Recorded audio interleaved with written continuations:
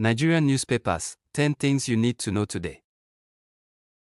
1. President Bola Tinubu on Sunday night arrived in Abu Dhabi, the capital of the United Arab Emirates, to participate in the 2026 edition of the Abu Dhabi Sustainability Week, ADSW 2026, a global forum dedicated to advancing sustainable development.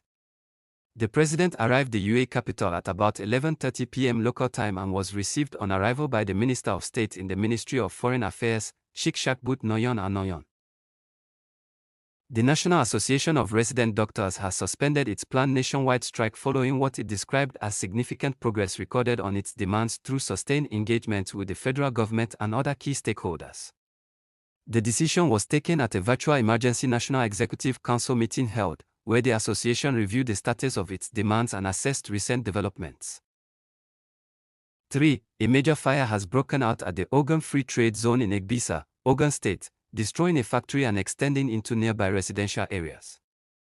The incident reportedly began around midnight and continued into the early hours of Sunday morning before emergency responders succeeded in containing the blaze. 4. Minister of the Federal Capital Territory, Nyesom Wike, has replied to the people calling for his sack, saying, it is within the right of President Bola Tinubu to do so if he so wished. Wike stated this on Sunday, during a thank-you visit to his local government area, Obio Akpo, in Rivers, stressing that since 1999, the people have not disappointed him. 5. The Rivers State House of Assembly has raised the alarm over what it described as a plot by some persons linked to the executive arm to procure a court order stopping it from performing its functions. In a statement on Sunday, Chairman, House Committee on Information, Petitions and Complaints, Dr. Enemi Alabo George, said the plot was to get the expert order from the State High Court operating outside Port Harcourt, the state capital.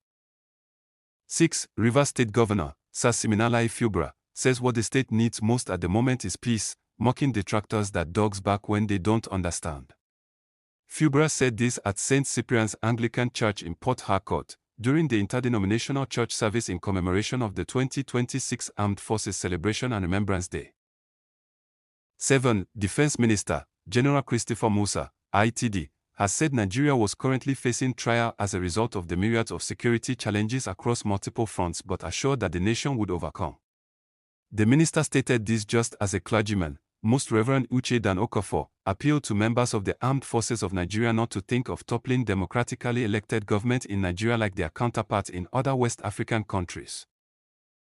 8. Bandits, suspected armed herders, have killed a soldier and an officer of the Nigeria Security and Civil Defense Corps at Udiku community in the Turon district of the Kwanda local government area of Benue State. The incident, which occurred at the weekend, was confirmed by a community leader from the troubled area, Mr. Lawrence Akorigba, who said the attack had forced scores of residents to flee the community. 9. The Kogi State Police Command has said that scores of bandits were neutralized and their networks dismantled during a fresh security operation, although the exact location of the exercise was not disclosed. In a statement issued on Sunday, the command spokesperson, William Aya, said the success was recorded in an ongoing joint operation involving the police and the military, with support from the Nigeria Police Force Air Wing.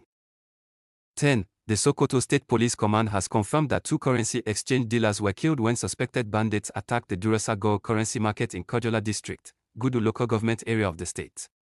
The police public relations officer in the state, DSP Ahmad Rufai, said the attackers arrived around midday on Sunday and opened fire on traders, killing 1 person instantly, while the second victim later died at Dogon Dots Hospital.